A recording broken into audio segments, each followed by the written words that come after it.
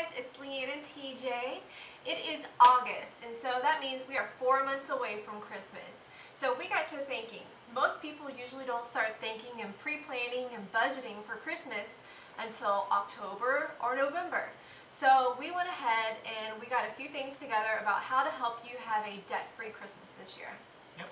So, well, before we do that, we want to tell you about some of the things we fell victim to.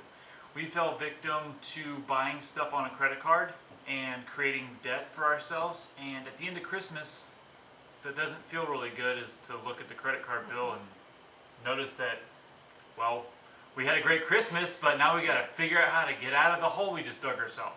Yeah. So, a couple tips we're going to put together for you, and we'll talk about that now. Okay, so number one on the list is to set a realistic budget for yourself.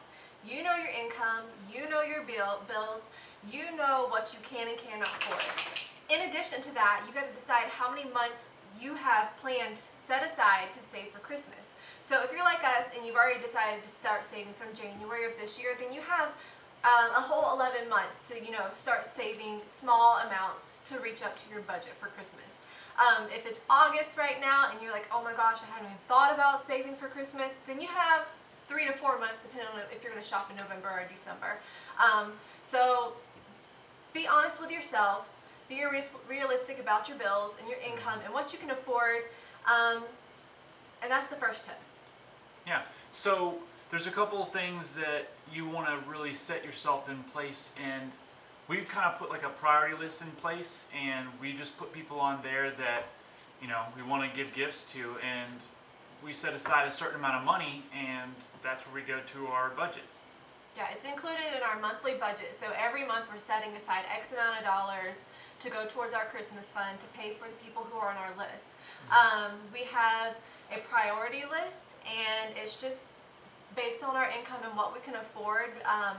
And some people get cut off the list. We'd love to give to everybody, but right now that's not realistic for us because we are on a debt-free journey. So just be honest with yourself. I would say that what you could do for people that you can't generally afford a gift for on a debt-free journey is to go ahead and buy a card. Even create a card. Go to Hobby Lobby and buy yourself a pack of paper and sit down and write people notes. People will love that more than they would love a card or a gift sometimes. Yeah.